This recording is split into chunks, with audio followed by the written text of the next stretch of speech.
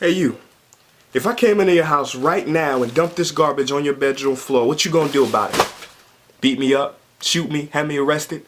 One thing's for sure, for years you be telling people about the guy that had the nerve to come into your house and dump garbage on your bedroom floor. But think about this. Every day we allow and even encourage people to dump garbage into our minds and into our lives. See, contrary to popular belief, you don't just consume nutrients through food by way of your mouth. You also consume through your eyes and through your ears. You ever wonder why you're feeling negative or angry? It's because your input determines your output. The garbage that you listen to on the radio, the trash you see on TV, the bullshit that you hear from the people that you hang out with, it rubs off on you. Everybody talks about GMOs. Stay away from GMOs. Well, stay away from the human GMOs, the greedy, the miserable, the obnoxious. These people are toxic. They drain you. They complain. They remind you of your mistakes. They tear you down. They gossip. They aren't there for you when you need them.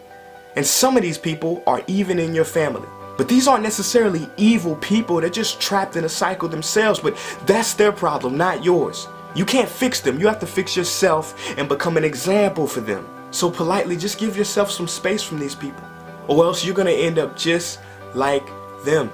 You keep hanging out with losers, you're gonna wind up picking up the qualities of a loser. Hang out with people that encourage you and empower you to become the best version of yourself. You deserve that.